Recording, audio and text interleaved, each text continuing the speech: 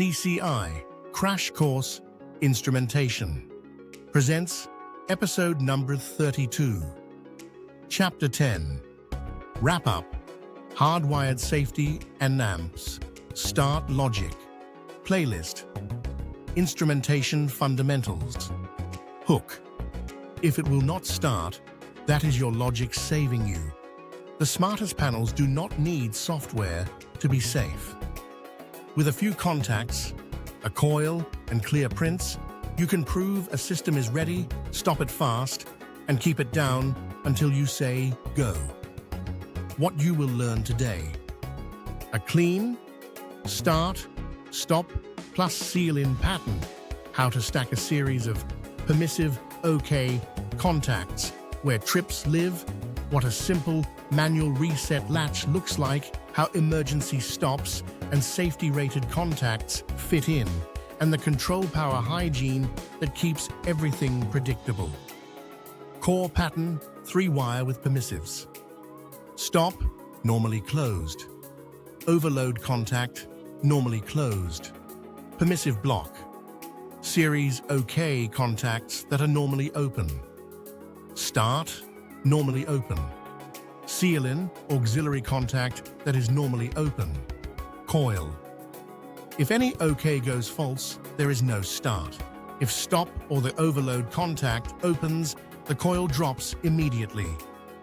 Normally closed versus normally open, you will actually use normally closed for safety critical proofs, so a broken wire creates a safe open circuit. Use normally open when you want a positive, healthy assertion, such as a valve, proof of open, purge complete, or suction pressure healthy hatch. Latch trip with manual reset, no software. Add a tiny relay named RAW. Wire its auxiliary contact that is normally open around a reset push button that is normally open to self-seal when a trip occurs. A trip opens the coil circuit and energizes a. After the fault is cleared, press reset to open the seal made by WOOM and allow a restart. Reserve this for investigate before restart conditions. Emergency stops and safety-rated contacts, high level. Emergency stop devices should open a dedicated safety path that is normally closed, which drops control power to the coils. Use safety-rated buttons and relays where required. They provide monitored contacts and fault detection. We are not substituting for standards. This is layout logic, not a design certification. Control power hygiene. Use a control power transformer with fuses on the primary and the secondary, and label the control voltage on the door. Keep the overload contact that is normally closed up front in every ladder. Bond and ground properly. Avoid shared returns that create mystery opens. Tag coils as normally energized or normally de-energized so operators know the run state. Use interlocks that are speed rated so only one reversing coil can energize. Mini case, blower with purge. Permissives in series. Purge airflow healthy, contact that is normally open. Suction pressure healthy, contact that is normally open. Discharge valve proof of open, contact that is normally open. Until all three are true, start does nothing. Trip sources. Overload contact that is normally closed. High vibration contact that is normally closed. Emergency stop contact that is normally closed. Optional latch trip. Low lube oil pressure with manual reset. Commissioning checklist you can trust. Meter every device. Confirm label truth. Normally closed or normally open at rest. Simulate each permissive.